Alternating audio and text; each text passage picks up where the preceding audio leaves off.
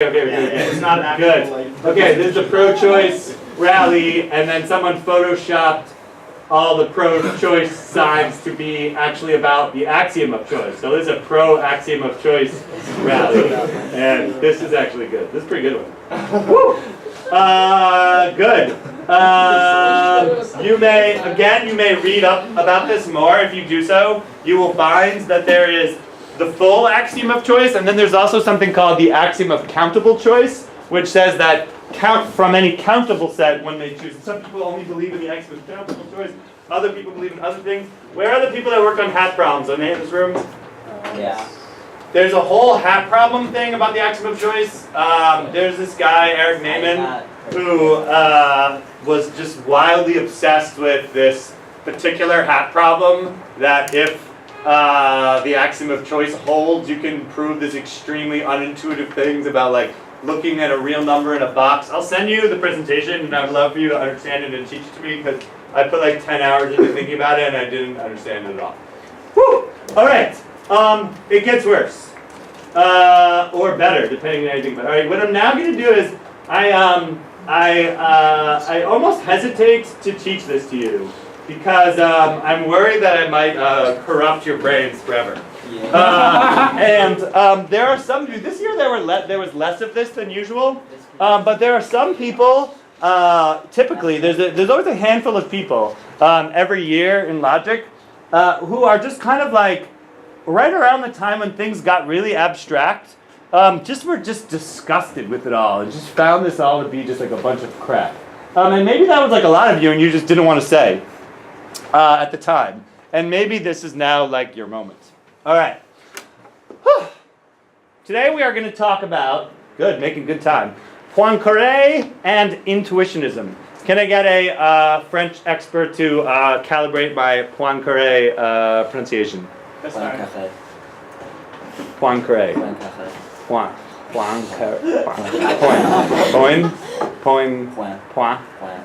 Like with a W. Like Poincaré. Okay, good. All right, so this presentation was made by Brittany, what was her last name? Brittany Spears. Yeah. Brittany Spears, noted Intuitionism scholar. She graduated 2 years ago. White girl, Brittany, Jewish name, Goldstein? Yeah. Goldstein. And I don't remember the other person. All right, good. Excellent presentation. They just went nuts. They did like 200 slides. Okay, so let's also excellent background. Let's go back to the beginning. Some of them are kind of like goofy. Okay, so we're starting all the way back at the beginning again. What is math? Oh man. What are mathematical objects? Oh man. What are mathematical proofs? Do you see what's happening? What's happening is that there's this moment of chaos in the wake of Russell's paradox, and in the wake of the axiom of choice, and in the wake of Cantor's infinite hierarchy of larger and larger infinite sets and this ordinals and all this insanity. Suddenly, what's happened is the mathematicians have not been pushed around so much and been forced to accept this craziness that there's some now kind of like rebellion, right? And Russell's paradox frees all the mathematicians who are getting sick of this kind of thing anyway to kind of like have like a little bit of a counter-revolution. All right, what even exists? What's going on? What can we be sure of, etc.? All right, let's summarize the positions that we have seen so far in this class. Plato had a pretty clear position about what mathematics is, what mathematical objects exist, what proofs are. He said that mathematical objects exist in a world of forms, and in this world of forms, everything is perfect, and that's just what mathematical objects are. And when we do mathematical proofs, we're proving things about these perfect mathematical objects that exist in some other world. Well, that's nice to know. And according to Plato, we have all these things, man. We have numbers, we have sets of numbers, we have shapes and circles and functions and curves and cardioids and everything you possibly want. But we also, by the time we get to the 19th century, we don't just have those ancient Greek objects. We have other things too. We have the set of all real numbers. That's taking a actual infinity approach. We have cardinal numbers, aleph, na. We have omega. We have all the ordinals.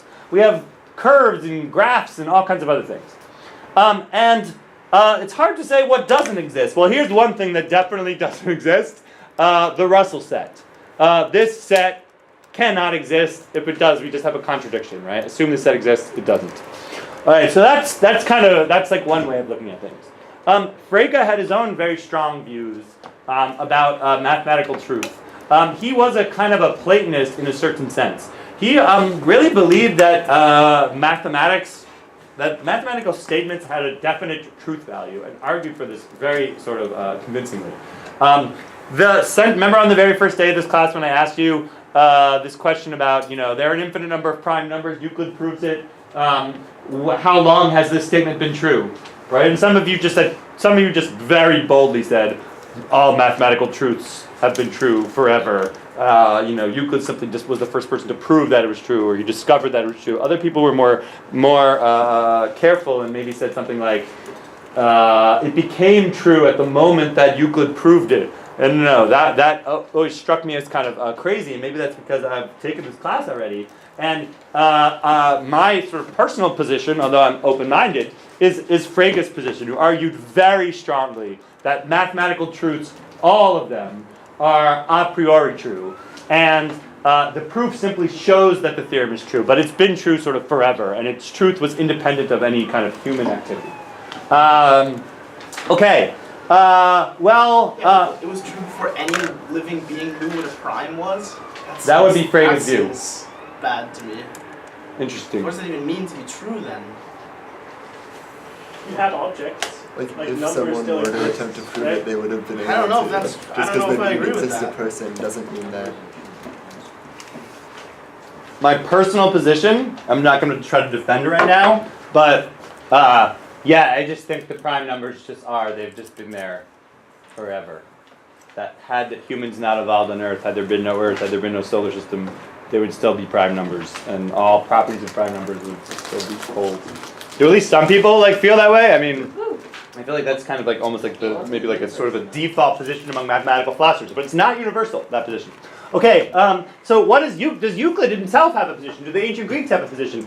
They are so careful in postulating what exists and what does not exist. You know this already, right? The ancient Greek position, as much as there was one articulated clearly, is that geometric objects exist, and only if they can be made with these two arbitrary tools, straight edge and compass.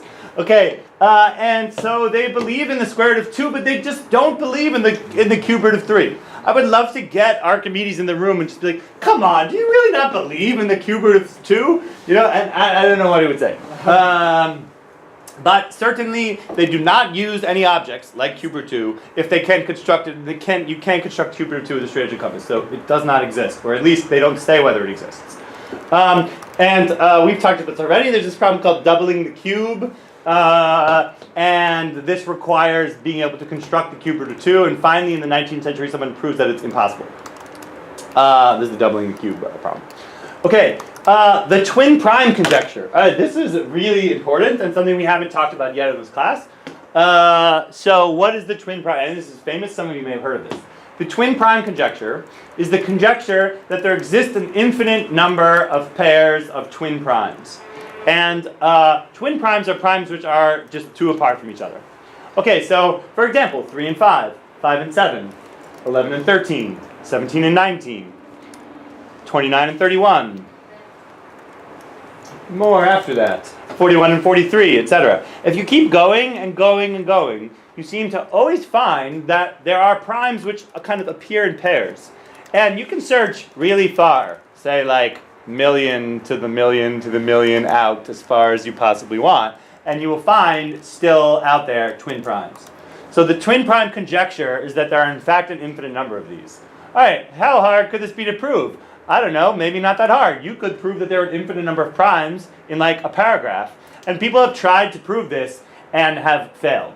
This is an unproven statement in basic number theory. If you can prove this, you will be very, very famous. And actually, just in the last 10 years, people have been getting much closer. I think somewhere we're down to there are an infinite number of pairs of primes that are no more than 50 apart from each other or something. I don't know. The number has come down from being 200 apart to I think it might be under 30 in the last like 20 years. But still no one's been able to prove this twin prime conjecture. All right, that's crazy. This is a extremely simple, basic statement about prime numbers. No proof exists as of now. Okay, another famous unproved theorem is known as Goldbach's conjecture. And Goldbach's conjecture says that every number greater than 2 can be expressed as the sum of 2 primes. Give me a number less than 100. 69. 69. Excellent choice. Just Every even number. Give me an even number. Bad choice. 68. 68. Good choice. 68 is the sum of 2 primes. They are 61 and 7. 17 and 41. Boom. Done. That sums to 50. It does. Not done. 61 and 7. 61 and 7. Good job. Boom. There it is. Okay, in fact, every pair of numbers, every even number greater than 2, this is Goldbach's conjecture, can be expressed as the sum of 2 primes. Unproven. I would like to note, and this is very relevant for the end of this course, that these two open problems are, however, slightly different from each other in the following manner. Suppose that Goldbach's conjecture, if Goldbach's conjecture is true, say, then you could keep on going and going and going forever, and you would have an even number, and then given any particular even number, you could search through all the pairs of primes less than that number, and you could find 2 that add up to that number. Yeah? Okay. But if Goldbach's conjecture is false, there is a specific counterexample which will show it to be false. In other words, if Goldbach's conjecture is false, you could run a computer to start searching forever, and eventually, if this is false, you will find a counterexample. Okay? Whereas, if the twin prime conjecture is true, you will keep searching forever and ever and ever and continuously finding pairs of primes. But, if the twin prime conjecture is false, what will happen? Can't tell. You just have to keep going forever. You just can't tell, right? If the twin prime conjecture is false, then you'll hit a point where there haven't seemed to been any twin primes coming up for the last couple of months on your computer, and it's purring in the corner, and you don't know whether you can stop yet, right? So these are like of a sort of a different level. The twin prime conjecture, if it's true, a computer won't help you. If it's false, a computer won't help you either. But the Goldbach's conjecture, if it's true, a computer won't help you. If it's false, a computer will help you. These are like of different sort of categories. I'm not going to say any more about that. All right.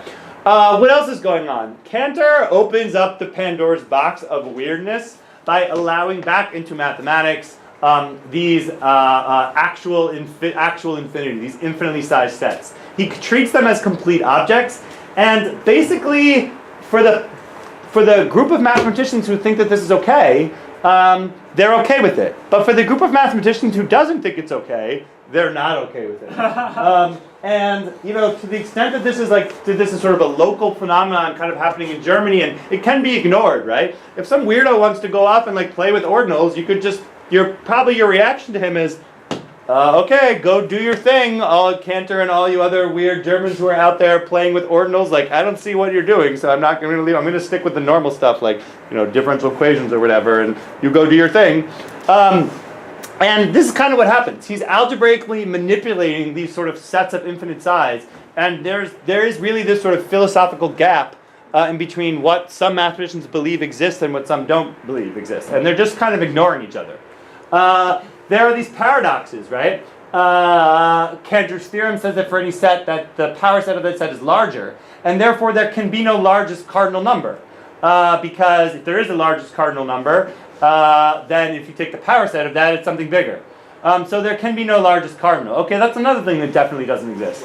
Russell's this is a bold slide. Russell's paradox, in its sort of as it becomes kind of well known and discussed, is this sort of a pivotal moment at which these crazy set theory people out there doing very, very abstract mathematics can no longer be ignored, because they are not just playing with ordinals in the corner. They are now bringing contradictions into the entire like root of mathematics. And so suddenly, Russell's paradox, like I was saying before, sort of frees people who have been uneasy with all of this happening anyway, to sort of speak out more boldly about this. The axiom of choice, as we just learned very quickly, is another thing, breaking math into two pieces. And so now it's like, who knows what to do? All right. So here comes the counter-revolution. There's this guy, Poincaré. We've mentioned him previously, but we haven't really talked about his life. And now you're about to see 75 slides about him. Probably 10 would suffice, but anyway, here we go. Amazing person. One of the most influential figures in the history of mathematics. He is sort of the greatest living mathematician in his era, which is the last, say, maybe 20 years of the 19th century. Okay. These are all quotes from him, unless I say otherwise. Some of them I'll just skip if they're kind of boring. All right, what's his life? He's born in, did you just say that Nancy, or is there some other Nancy? Okay, I'll just say French words however I feel like, and someone stop me if I'm doing it wrong. His father is a professor of medicine. His cousin becomes the president of the Republic of France. Comes from a very prominent family. He went to school. He did really well. Oh, there's some story that he showed up 5 minutes late for his math exam, and he got there late. He missed the professor's clarifying remark about the meaning of some word and term in the first question, and he misinterpreted the question and he failed the exam, and he just got bad grades and changed his whole life. Very interesting. Blah blah blah blah. He is he spends a lot of his life in very practical matters. He's kind of an engineer and actually advises the government of France at the highest levels on sort of large scale engineering projects in mining and stuff like that. It's very interesting. This is a little snapshot of his life. Zoom, zoom, zoom, zoom. This is the whole thing, right? He goes around. He's in at some point. I don't know what even that is. Austrian Empire, I guess. And what's that? This is an extremely quality PowerPoint. All right. This is his math teacher. When he's a kid, his math teacher says, "Henri will become a mathematician." I would say a great mathematician. Another one of his math teachers says, "Poincaré is a monster of mathematics." Okay, good. This is an anecdote from someone else who this guy apparently has a reputation of being really brilliant, and he shows up to the first day of college or something like that. This is a later recollection by another classmate. Poincaré, a little stooped already, he's sitting on the upper steps like all the new students, pulled a funeral announcement from his pocket and used it as a notebook. We thought it was an oversight, but in the following days we were astonished when we saw him scribble a few lines on the same sheet, which was easily recognizable by its border. Obviously, the newcomer was not serious. We had to make sure, because after all, blah, blah, blah. Okay. At the end of the course, we sent a fourth-year student to ask him for an explanation about something he had found particularly vague. Poincaré immediately explained it all without thinking 1 minute, then left, leaving the students and witnesses so amazed that one of them asked, "How does he do that?" Okay, so he's like this genius, right? He doesn't take any notes, and but he somehow just knows everything and understands everything completely. Okay, he has a very interesting life. He does math for 4 hours a day exactly each day, from 10 to 12 and from 5 to 7, that's it. In the evening he would read journals and stuff like that. He thought that he was so good that he refused to use any previous work by anyone else. And he would just do everything from scratch from the beginning. Why did he read journals then? Good question. Okay, I think maybe... Okay, good. Poincaré does not make an overall plan when he writes a paper. He will normally start without knowing where it will end. Starting is usually easy. Then the work seems to lead him on without making a willful effort. At that stage, it is difficult to distract him. When he searches, he often writes a formula automatically to awaken some association of ideas. If beginning is painful, Poincaré does not persist, but abandons the work. Okay, he's one of these guys, he sort of just dabbles in everything. And yeah, when something is not interesting in him, he just stops. There's just a lot of half-written Poincaré papers, and he seems to just have come up with a lot of big ideas that other people sort of finish, or other people sort of finish later based on that. All right, what's he doing? I told you he works as a mine inspector for a while. He does his dissertation on partial differential equations, and he's right around there, sort of at the sort of founding decades of topology, and has a huge influence on this. Where is he? Blah blah blah. Does so many things. Okay, most of the stuff I don't understand, so I don't think it's worth spending a lot of time on. That's pretty pictures. Things I don't understand. Things I don't understand. Comes up with the famous models of hyperbolic geometry that we've been talking about all semester. Oh, the three-body problem. Again, someone can jump in and say this better if you would like to, but toward the end of the 19th century, there is a sort of a renewed interest in proving that like the solar system is stable. And Oscar II, King of Sweden, promises great riches to anyone who can prove that the solar system is not going to suddenly fall apart. In other words, show given an arbitrary number of bodies, each of which is influencing each other. Well, but he reduces it to three bodies. But the original problem is given an arbitrary number of sort of celestial bodies, which are gravitationally interacting with each other, to show that they're not going to crash into each other and that the system is stable, nor will suddenly Jupiter get a little bit closer to the Earth and fling it out into outer space. And he tries to solve this problem, judged by Weierstrass. And he reduces the problem down to the so-called three-body problem. The problem of just, if you have just three bodies, say Earth and Jupiter going around the sun, what will happen?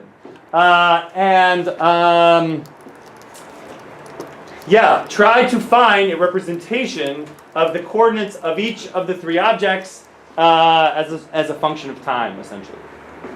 And he solves the three-body problem, but he solves it in such a way. He actually first submits it, and I think he gets the award for solving it. Then he realizes that there's a mistake, and he goes back and he fixes the mistake. And in fixing his mistake, he realizes, okay, given the initial conditions of the three bodies, I can tell you, I think this is right, what's going to happen. But if you change the initial conditions, even very, very slightly, then you get totally different behavior. And this is sort of the birth of, this is sort of a precursor of chaos theory. Does anyone want to say anything more about the three-body problem who knows more? Well, good. All right. Okay. Don't know any more about this. Good. All right. He does a lot of, he proposes international time zones before they were proposed. He also kind of discovers the principles of special relativity a few months before Einstein, but kind of doesn't really make it very formal, kind of publishes something which is like a little bit sort of vague, and 3 months before Einstein. And they were kind of bitter enemies after that. They refused to acknowledge each other's priority on this issue. And this is over my head to determine how legit this is. You can look this up later. All right, where are we? Great. Topology. He kind of not invents topology. It was the work of many different people, but he was one of the founding people. He proves this. Remember this thing we did in discrete last year? Those of you who were in discrete about Euler's identity, v minus e plus f equals 0. And you add in all these other things. Oh man, I don't remember what these are. These are like the number of holes and loops and knots and other things. This is like an extension of that. He defines the homotopic functions, don't know what those are. Benny numbers, also don't know what those are. I kind of do, but not really. Woo! And woo! Good. The Poincare conjecture is a low-level conjecture. Wait, this is the one that got proved 10 years ago, right? No. Someone Google Poincare conjecture. Yeah. This is the one that got proved by a Russian guy in 2005, and he refused to accept the award. Is that right? Yeah. Yeah, he did. Good. But never mind. Okay. Those were all the slides she made before I told her what this presentation was supposed to be about. What this presentation is supposed to be about is Poincare's mathematical philosophy. He is one of these old-style 19th century Europeans who just every sentence out of his mouth seems to be just a hilariously well-written quip. So you can just quote him forever. And one of his quotes is, "A proof which is not rigorous is nothingness. But, if taken too literally, we conclude that before 1820 there was no mathematics." Dun, dun, dun, dun. In other words, before Cauchy, everything was unrigorous, and so we have to he's sort of the anti-rigor guy in some ways. All right, here's what Poincare thinks. He thinks, okay, logical inferences by themselves. He really hates logic. That's the big picture.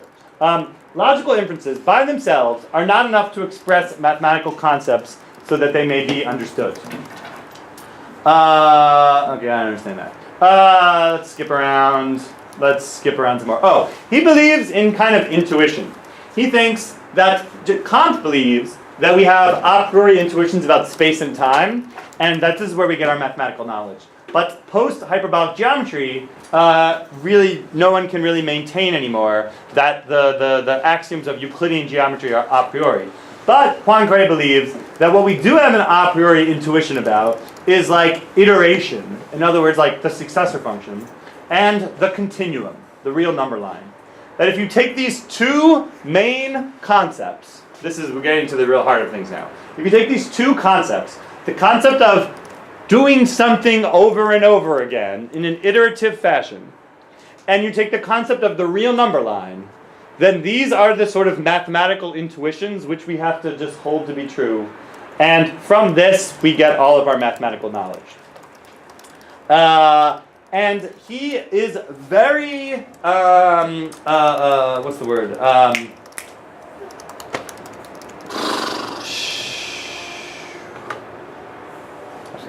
He does not like the attempt by people such as Dedekind and Bertrand Russell to somehow try to define continuity. He finds these constructions of the real numbers out of discrete objects to be sort of missing the entire point. He feels that the real number line, in its full sort of like glory, with all of its kind of density and continuity, cannot be reduced down to a more simple concept. That we have an intuitive understanding of continuity, and that one should simply not try to axiomatize the real numbers. The real numbers just are. Okay. He believes that calculus at all just presupposes the mathematical continuum. In other words, you cannot make the real numbers out of other things. And he says you can make dense sets out of discrete objects, but real continuity, genuine continuity, the real number line itself, is too basic to be sort of defined out of infinite sets of rationals. And just it exists within the mind. This is a very sort of new and strange way of talking about mathematics. He says, I shall conclude that there is in all of us an intuitive notion of the continuum of any number of dimensions, whatever, because we possess the capacity to construct a physical and mathematical continuum. And this capacity exists in us before any experience, because without it, experience, properly speaking, would be impossible and would be reduced to brute sensations unsuitable for any organization, and because this intuition is merely the awareness that we possess this faculty. He's somehow saying, like, nothing makes any sense unless I really actually have, like, R3, and it has all the properties that it has. And don't try to define this out of other things. He also does not like the sort of axiomatization of groups. He thinks we just understand what a group is. And it doesn't make any sense to sort of prove that operations are... I don't understand that. All right. He also thinks that the natural numbers should not be touched. Leave the natural numbers alone. Piano. Stop trying to axiomatize them and construct them with a successor function.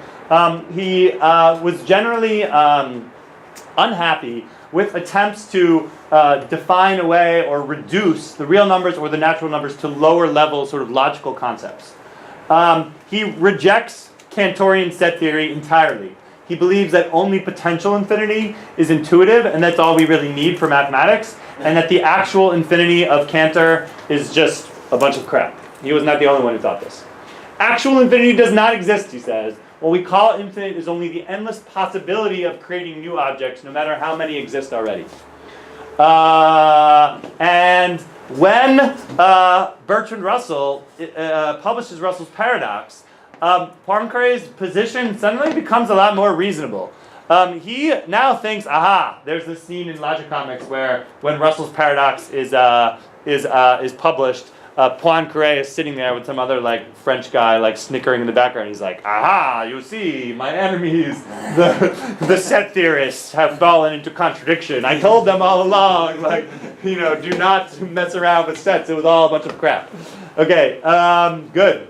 It is true that Cantorism rendered services, but that was when it was applied to a real problem whose terms were clearly defined and we could walk safely.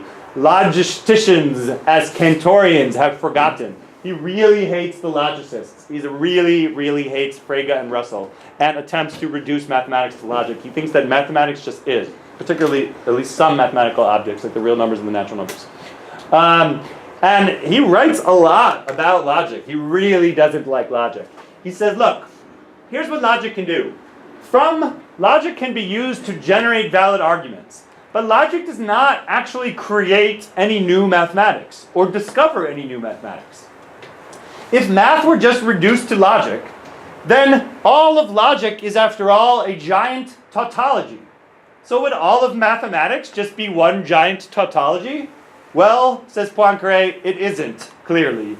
And so math must have some non-logical content to it. And he is sort of happy that Russell's sort of attempt to reduce math to logic doesn't seem to be working. He writes, this is him sort of ruminating on the truth. I read, and I spent 30 hours of my life reading Poincaré essays and speeches. They're brilliant. But he's also, he's kind of one of these crafty guys. Do you ever meet anyone who's so smart that you're sort of like just a little bit skeptical of everything they say because you're just like, you're so good. You could probably trick me into some false things. Like, it wouldn't even be that hard for you to do that. That's how I feel when I read Poincaré. He's just so good and he's so smart, but he kind of messes around a little bit here and there, and I find myself agreeing with him 90%, but never willing to give him the rest of it. All right, here's him ruminating about mathematics. He says, okay, the very possibility of the science of mathematics seems an insoluble contradiction. Okay. On the one hand, if this science is deductive only in appearance, in other words, if mathematics is not deductive, whence does it derive that perfect rigor no one dreams of doubting? So, if on the other hand, on the contrary, all the propositions it enunciates can be deduced from one another by the rules of formal logic, why is not mathematics reduced to an immense tautology?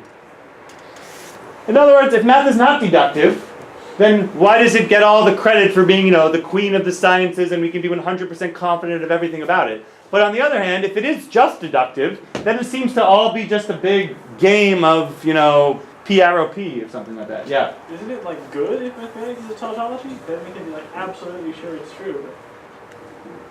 The syllogism can teach us nothing essentially new. The syllogism is a derogatory term for logic. The syllogism. If everything is to spring from the principle of identity, here he's making fun of Bertrand Russell, that somehow he's going to, or actually Frege, right? Frege proves creates all of mathematics from the predicate of the property of being not equal to itself, right? So if you want to make fun of Frege, you can say he's just creates all of mathematics from the concept of identity. Well, everything should be capable of being reduced to it. Shall we then admit that the enunciations of all those theorems which fill so many volumes are nothing but devious ways of saying A is A? Yeah, okay, good. Ooh, I got it. All right. Okay, Poincaré believes that math has extra logical content. In other words, math has some actual stuff in there that's not just logic. It cannot come from its non-logical, math's content cannot